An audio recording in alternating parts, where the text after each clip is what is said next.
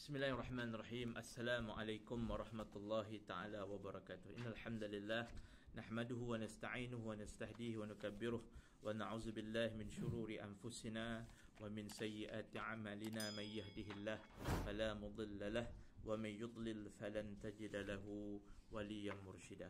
Asyhadu an la ilaha illallah wa anna Muhammadan abduhu wa rasuluh.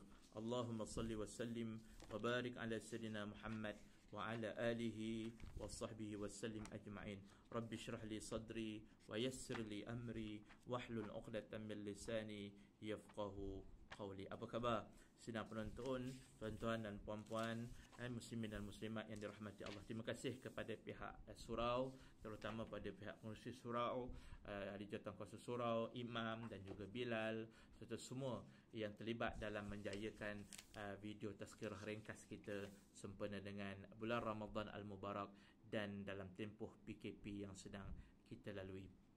Baik, sempena pada hari ini ataupun suasana kita pada hampir pertengahan Ramadan ini, lebih daripada pertengahan Ramadan ini, dan rata-rata kita akan membicarakan tentang satu peristiwa besar, iaitu peristiwa nuzul Quran. Pertama sekali, apa itu nuzul? Nuzul itu turun, turun daripada peringkat, daripada atas ke bawah secara meluncur. Dan dari sudut bahasanya, dari sudut istilahnya, bila kita sebut nuzul Quran, itu adalah peristiwa penurunan Al-Quran yang kita kena faham sebanyak 2 kali.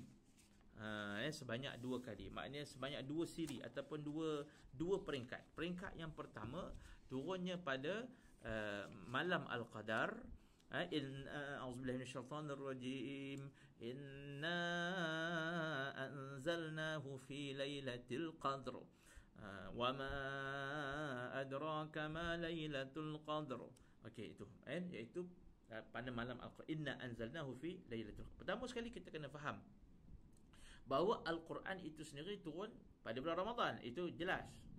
Sebutannya, a'udzubillahi minasyaitonir rajim, syahrul ramadan allazi unzila fihi al-Quran hudan linnas wa bayyinatin minal huda wal furqan. Syahrul ramadan allazi unzila fihi al-Quran. Bulan Ramadan itu adalah bulan yang diturunkan padanya Al-Quran. Hudan linnas, sebagai petunjuk pada manusia. Wa bayyinatin minal huda wal furqan.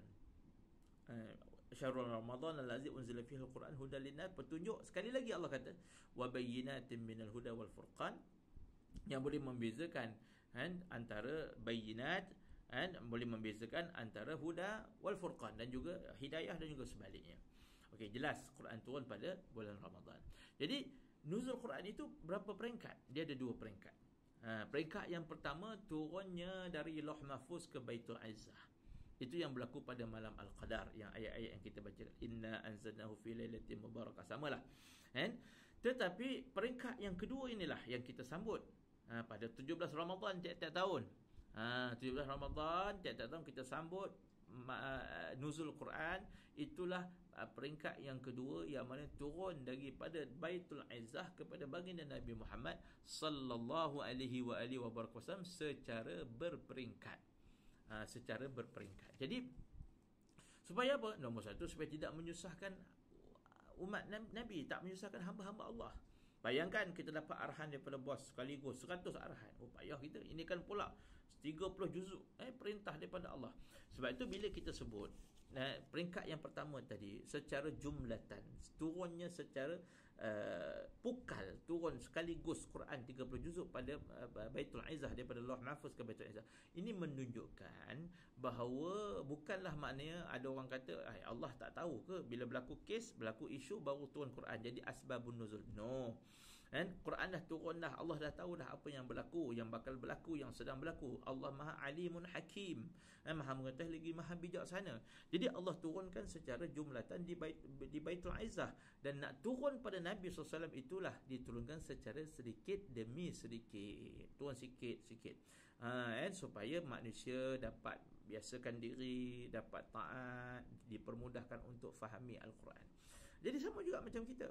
Maknanya kita ni pun pelajarilah Al-Quran, baca, dan bacalah sedikit demi sedikit, tak apa, bukan kata kena habiskan, tak, dan cubalah amalkan. Setiap tahun ada penambahan amalan kita, tambahkan ketaatan, tambahkan menjauhi dosa, dengan cara macam tu insya-Allah Subhanahu Wa Taala kehidupan kita akan lebih mendapat rahmat dan hidayah Allah Subhanahu Wa Taala. Jadi kedua itu turunnya secara sedikit-sedikit, dan turunnya bermula pada 17 Ramadan ketika Rasulullah sallallahu alaihi wasallam sedang bertahnus ataupun berkhulwat. Waktu tu belum lagi lah ada pensyariatan puasa, kerana Quran pun belum turun lagi. Nabi berkhulwat. Khulwat ni apa? Khalwat, kita sebut khalwat. Khalwat ni apa maksud?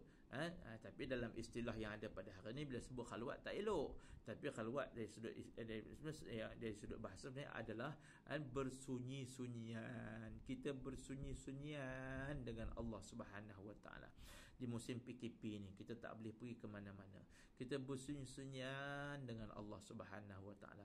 Kita menangis, ya Allah, ampunkan aku. Kita duduk seorang-seorang, orang lain semua tidur, orang lain semua tak ada dengan kita di rumah dan sebagainya, di satu sudut di ruang rumah kita bersunyi. Itulah yang dilakukan oleh Rasulullah SAW ketika berada di Gua Hira. Bayangkan tuan-tuan, Nabi tinggalkan rumahnya, tinggalkan isterinya untuk bersunyi dengan Allah SWT di atas satu kawasan bukit, pergunungan, kita kata bukit yang tinggi di atasnya. Masya Allah, tabarakallah, sangat sunyi. Siapa yang berani tuan-tuan kalau sekarang ni pergi ke atas bukit duduk seorang-seorang tengah malam? Ini hebat bagi Nabi SAW. Pada ketika itulah Nabi sedang bersunyi, itulah maka turunnya wahyu yang pertama. Saya ada pengalaman panjat Gua Hira ini ketika saya melaksanakan ibadah haji pada tahun 2011. Masya Allah, bagus tuan-tuan. Saya tak pasti sekarang masih boleh pergi ke tak, sebab dulu-dulu saya ada dengar-dengar kata kerajaan Saudi dah tak benarkan, wallahualam. Jadi kalau tuan-tuan pergi panjat, tuan-tuan boleh bayangkan macam mana perjalanan Rasulullah itu dari Mekah, daripada rumah Nabi nak pergi tu memang saya terpaksa naik taksi. Saya tak jalan kaki, naik taksi. Rasulullah jalan kaki. Sayyidatina Khadijah binti Khuwailid hari-hari hantar makanan pada Rasulullah jalan kaki. Kemudian Nabi naik ke atas. Saya nak naik ke atas tu, saya ingat makan masa sekitar lebih kurang 45 minit. Campur rehat, kita pun badan pun boroi. Naik sikit berhenti, naik berhenti kan. Lebih kurang 45 minit, hampir ke sejam lah, sebab saya naik lebih kurang lepas asar tu, sampai di atas tu lebih kurang setengah jam lagi nak maghrib. Sebab tu saya pergi petang. Sahabat saya ketika itu sekarang datuk dah dia. Dia waktu tu pelajar di Ummul Qura. Jadi dia kata, ustaz, kalau nak pergi jangan pergi pagi. Ramai orang kita pergi pagi. Dia kata kita pergi petang. Kita pergi petang. Kenapa pergi petang? Dia kata petang boleh tengok dua panorama. Satu panorama siang, satu lagi panorama malam. Wah, bijak dia. Sungguh tuan-tuan, kita dapat panorama petang, senja, tengok matahari apa semua, matahari terbenam. Dan saya solat maghrib di atas. Di atas gunung tu memang tinggi sekali. Puncak saya dengan sahabat kita tu, sembahyang belakang, kita sembahyang berdua. Jadi kita dapat melihat dengan jelas Kaabah, nampak dengan jelas Masjidil Haram, begitu indah sekali panorama. Dan malam kita tengok panorama lampu lah. Oh, cantik lampu semua. Dan kat Gua Hira tu tuan-tuan, dia ada satu batu besar tu, nak sampai ke tempat Rasulullah berkhulwah itu, kat tempat yang exactly tempat Nabi bertahnus itu, ada satu batu yang agak besar, yang mana sekira-kiranya kalau orang yang badannya agak besar memang tak lepas. Kan, jadi menunjukkan betapa bagaimana toughnya tubuh Rasulullah SAW yang mulia. Nabi nak naik turun tiap-tiap hari, ambil turun makanan, ambil dengan Khadijah ni hantar makanan tuan-tuan sampai separuh. Kalau tuan-tuan pergi sampai hari ni, diriwayatkan sampai kawasan yang bertar. Ada tar itu Khadijah turun. Maknanya naik juga. Dulu tak ada tar lah. Naik juga bukit separuh, Rasulullah akan turun ambil makanan. Hebat. Macam mana Nabi tahu Khadijah dah sampai? Ini kelebihan mukjizat bagi Nabi. Kalau kita hari ni ada WhatsApp, ada Telegram, ada Facebook beritahu kata okey nak sampai sekian-sekian masa dan sebagainya. Tapi tu Nabi boleh tahu, turun ambil dengan Khadijah balik ke rumah, Rasulullah naik balik sambung. Masya Allah, ini kasih seorang isteri.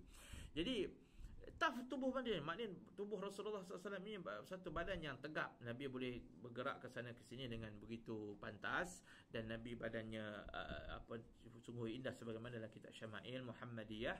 Dan kemudian Nabi akan beribadah di suatu tempat, di gua tu dia ada macam satu ruang yang kita kira-kira macam mihrab. Macam tu. Macam mihrab tu, lebih kurang macam tu mihrab, lebih kurang macam tu lah, lebih kurang tempat dia. Memang kat ujung tu ada satu lubang yang boleh terus nampak lampu Masjidil Haram, nampak Kaabah, nampak clock tower tu, jam menara jam tu kita boleh nampak. Jadi Masya Allah, tabarakallah. Saya pada ketika itu, tuan-tuan, bila kita pergi waktu yang begitu, waktu lepas maghrib tu masih ramai lagi orang datang. Jadi saya dapat semayang sekejap, dan saya bagi orang lain. Sebab kita tak boleh lama-lama lah orang beratur nak ibadah dekat mihrab tu. Tapi yang menariknya, tuan-tuan, alhamdulillah, saya dapat pada ketika itu, selepas semua dah selesai balik. Semua balik, tinggal saya berdua saja dengan sahabat saya pada ketika itu. Kita semayang, mula dia semayang, kemudian dia bagi peluang kat saya, sebab saya musafir kan, dia memang duduk di Mekah. Jadi dia dapat, saya dapat solat sunat, dapat zikir, dapat berdoa pada ketika berada di tempat di mana Rasulullah SAW pijak, tempat di mana Rasulullah SAW berdoa, tempat di mana turunnya wahyu yang pertama, tempat turunnya Al-Quran. Pada ketika itu Rasulullah pun tak sangka, Nabi pun tak ada apa-apa dapat alamat kata nak dapat wahyu apa. Itulah tempat yang mana turunnya wahyu yang pertama, iaitu di Ghar Hira, Gua Hira. Jadi tuan-tuan, puan-puan yang dirahmati Allah Subhanahu Taala, apa pelajaran yang kita boleh dapat? Bahawa orang yang nak mendapat hidayah dan taufik daripada Allah, dia perlu mendekatkan diri daripada Allah. Dia perlu mujahadah, tinggalkan kesenangan dan kesedapan dunia. Dia mujahadah dan mendekatkan diri kepada Allah Subhanahu Taala. Maka pastilah pada ketika itu, wallazina jahadu fina lanahdiyannahum subulana. Mereka yang bersungguh-sungguh menuju kepada aku, akan aku bentangkan jalan-jalan untuk sampai kepada aku. Nah, turunlah wahyu yang pertama, sebagai suatu pembuktian pelantikan Nabi SAW sebagai Rasulullah sallallahu alaihi wasallam. Maka dengan turunnya wahyu yang pertama itu memberi satu impak yang besar untuk turunnya wahyu-wahyu yang seterusnya, yang memberi petunjuk mukjizat pada Nabi Muhammad SAW dan memberi petunjuk kepada kita sepanjang zaman, sehinggalah kita kembali balik menuju kepada Allah Subhanahu wa taala. Saya ingat untuk siri yang kali ini, mudah-mudahan bermanfaat tazkirah saya. InsyaAllah kita akan bertemu lagi pada siri yang akan datang. Saya akan kongsikan dengan tuan-tuan, kita kata sebagai satu Allahumma salli ala sayyidina Muhammad, sebagai satu apakah hikmah, apakah hikmah penurunan yang kita boleh dapat daripada penurunan wahyu datangnya daripada Jibril, ataupun kita kata hikmah pendidikan Jibril. Mudah-mudahan ada manfaat untuk kita bersama. Aqul qali hadza, astaghfirullah li wa lakum. Assalamualaikum warahmatullahi wabarakatuh. Wallahu a'lam.